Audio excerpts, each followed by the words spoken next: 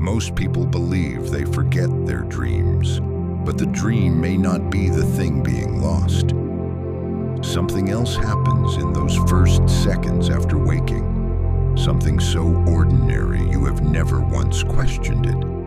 The world comes back, and it comes back fast. Consider what actually happens in the moment you wake.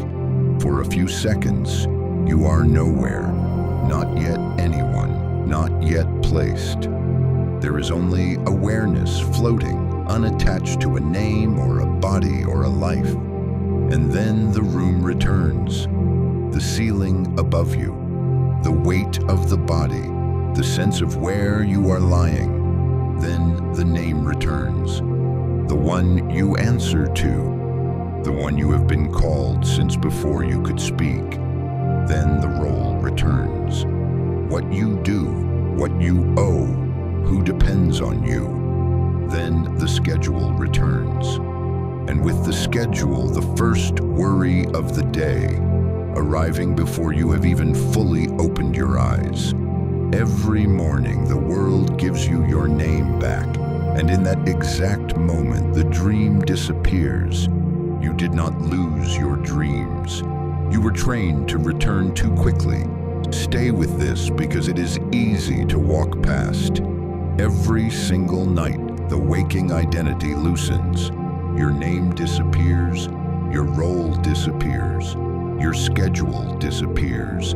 The entire visible world you know disappears. And still, you are there. Something continues. Something experiences. Something moves through strange places and feels things and returns. If you exist every night without the name, without the role, without the body as you know it, then the waking identity is not the whole self. That is the spiritual mystery hiding inside an ordinary night. Ancient traditions did not treat this lightly. Across the old teachings, dreams were thresholds, not noise, not leftovers of the day. A place the soul travels to when the waking world releases its grip. There were temples built for sacred sleep, where seekers would lie down inside consecrated walls and wait for a dream to arrive as an answer. There were old teachings that read a single image from the night the way others read a letter. A house, a road, water, a door that would not open. Each image carried weight. Each image was received. The dream was understood as soul language, symbols spoken by a part of the self that does not use ordinary words, because ordinary words belong to the waking world. And some of the old Gnostic texts said something stranger still. Those texts speak of sleep as ignorance, not ordinary sleep, not rest, a deeper sleep, a condition in which the soul forgets its origin and begins to believe the visible world has named it correctly. Stay with that for a moment. The sleep the old texts feared was not the sleep of night. It was the sleep of a soul convinced that the name it answers to, the body it carries, and the role it performs are the whole of what it is. By that measure, the waking world is the deeper sleep, and the dream may be one of the few places the sleep thins, because in a dream, the waking identity does not hold. You are somewhere you have never been, and it feels like home. You are in a body that moves differently.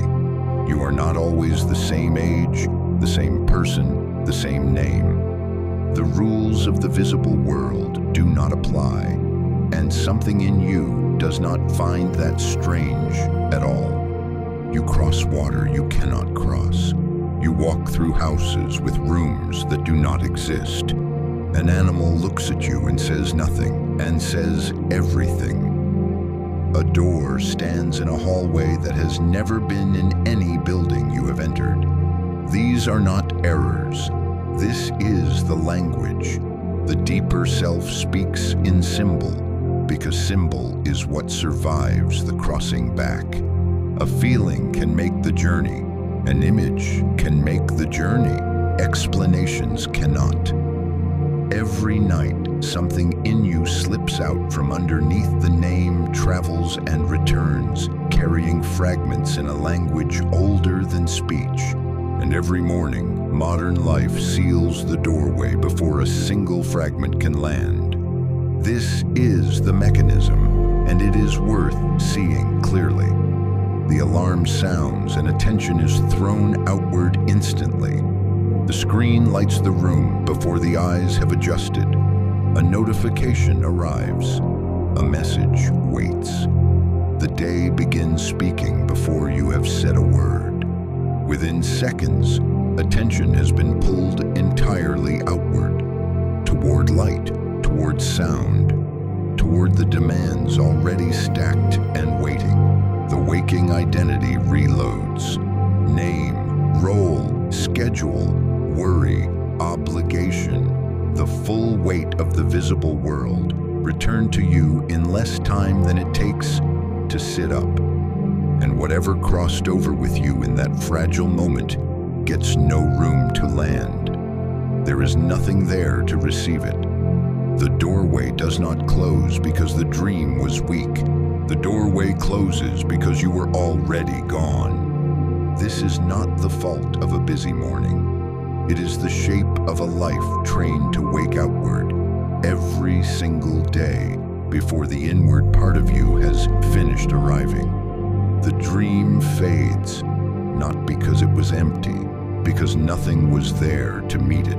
So here is the doorway, and here is how the doorway stays open a little longer. When you wake, before you move, stay still.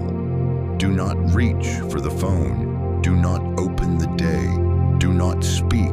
Keep your eyes closed and stay exactly where you are in the space between the two worlds, before the visible world finishes assembling itself around you. And in that quiet, ask, where was I before the world gave me my name back? What did I see? What image came back with me? What feeling remained, even if nothing explains it? Which symbol is still glowing? You do not need the whole dream. One fragment is enough. One image, one room, one feeling that has no name yet. Write it down before you speak, before the phone, before the day answers for you. This is not a technique for better sleep. It is not a method to control the night. It is not a way to decode every symbol into a tidy meaning. It is simply this. You stop betraying the doorway. You give the crossing a few more seconds. You receive what was brought to you instead of letting the visible world sweep it away unopened. Do not force the dream to come. Do not chase the dream once the dream is gone. Chasing pushes it further from reach. Prepare the ground the way the old traditions prepared it. Let the last thought before sleep be quiet, not urgent. Enter the night as though something might meet you there, because something does. And when morning arrives, do not rush to leave the place you were just standing. Wake slowly, wake inward before you wake outward. Leave the door open a little longer than the world wants you to. Nothing is being lost each night. Something is arriving faithfully, whether you meet the arrival or not.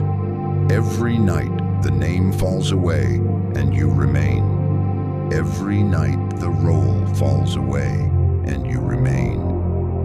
Every night the entire visible world falls away and something in you continues unafraid, walking through places the waking mind has never mapped.